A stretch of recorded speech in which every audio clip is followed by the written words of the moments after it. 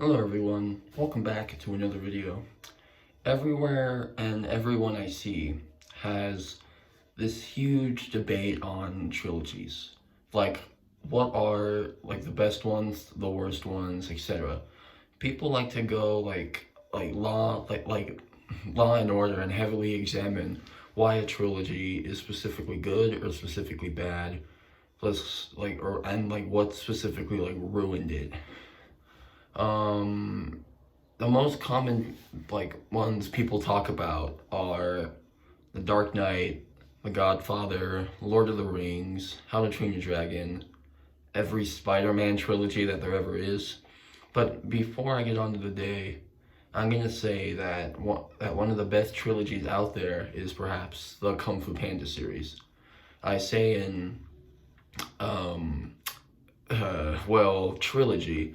I say in air quotes because the fourth one is being released in less than 2 weeks from as soon as this recording, and I'm pretty confident it's gonna disappoint. So, in honor of this new release that is possibly disappointing, I'm going to talk about this series at its peak because I don't want this series to be hopefully not tarnished by this possible new trilogy that DreamWorks decided to make.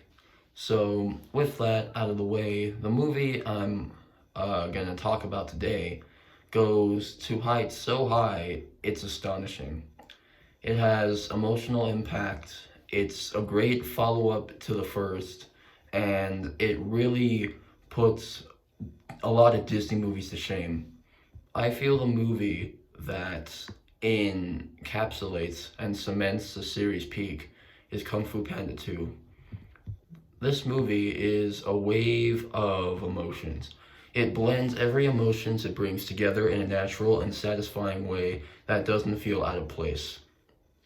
Like, the comedy and serious moments really go well together because this is an action comedy movie series.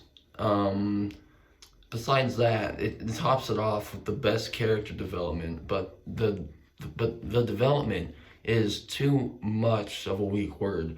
I would say it's more like a character evolution. This movie exhibits Poe's journey to find inner peace. They do this by showing us his forgotten past and the road to get there. And what is revealed to us is one of the most heart-wrenching stories ever told in an animated movie. Watching Poe's history, of his own race, being genocided, is very disturbing. And the death of his parents and how they died, like his mom sacrificing himself to save him, is the most traumatic and agonizing thing to witness. It is an emotional gut punch, and you really feel it through Poe as his desperation at the beginning of the movie to find out about his past, and his emotional and painful breakthrough when he remembers. You can really feel what he is going through. It is such a sad journey for any character in any animated movie, but when everything is done, when all the dust settles, all the pain and sorrow he finds, he reaches his main goal, finding inner peace. He comes to terms that his dark and saddening past doesn't define him, because he realizes, in the soothsayer's words, your past does not have a bright beginning, but you can turn it into something beautiful. It's such a powerful and inspiring message to convey, and not even that it shows how much, and also shows how much Poe came from a character from, let's say, the first movie. He got what he dreamed of, being the Dragon Warrior. His friends respect him. Tigress hugging him in the jail cell. And he's come to terms with what made him who he is now. Now that is a character. That is some big ass development. That's an evolution. But what comes from a good hero comes from an even better villain. Lord Shan is one of the greatest villains in any piece of media for me. He is everything a good villain does. He is just straight up evil. He's power hungry, arrogant, sadistic, and just the definition of an evil guy. He will do anything to get power. He'll even kill his own men to get it. But every great villain has their own origin story. Lord Shen is the son of basically an empire. He was banished from his home because of his own power-crazy pride. And his own pride did the most sinful act, committing genocide. And he did it to avert a prophecy he wasn't even sure that was going to become true, like him being defeated by an enemy of black and white. Ever since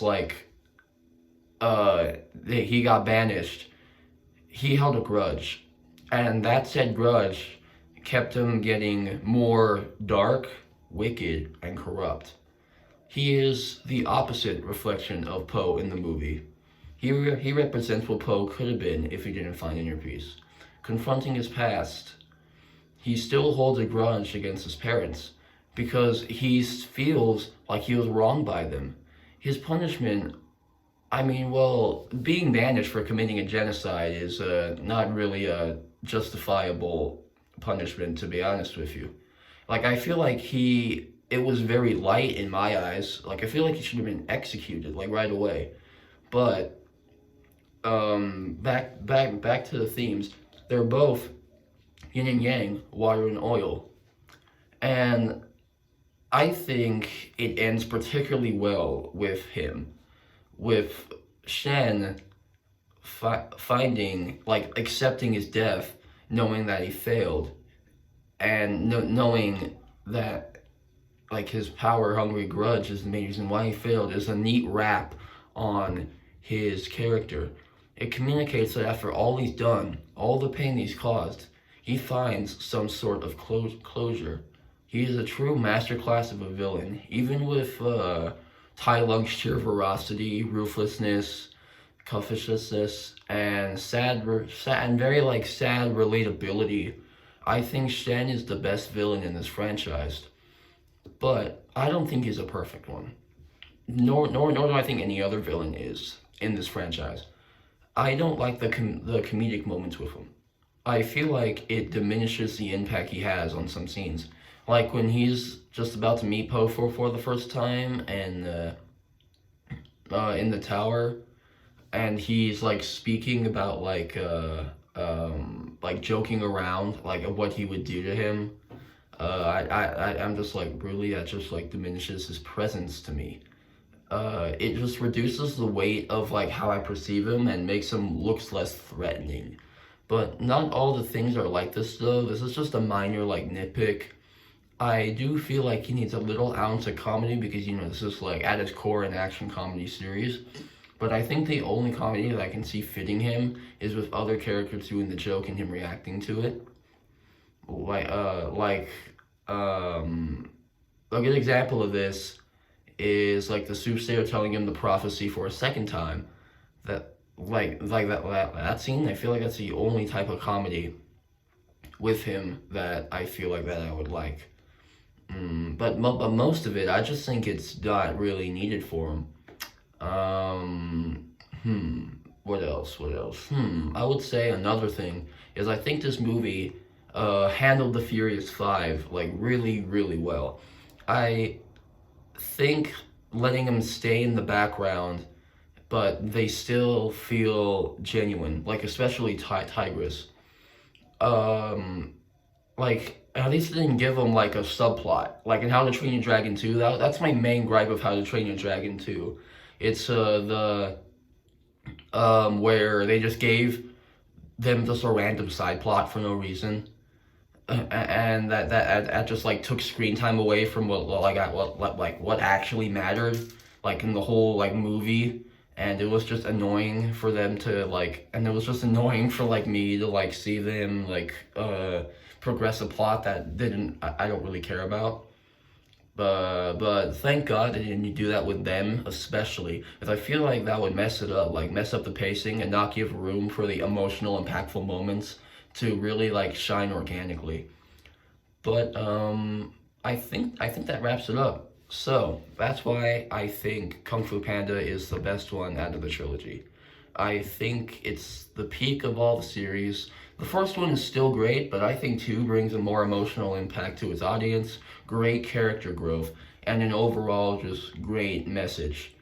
So, see you guys when I talk about the 4th one next month. See you.